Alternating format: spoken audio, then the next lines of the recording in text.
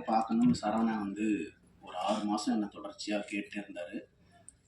நான் வந்து எஸ்கேப் ஆகிட்டே இருந்தேன். ஏன்னா சசி சார், சரவணன் ஏற்கனவே உடன்பிறப்பு, பயங்கர பாச மழையாக இருக்கும், இதுலேருந்து எஸ்கேப் ஆகணும்னு நான் தள்ளி போட்டே இருந்தேன்.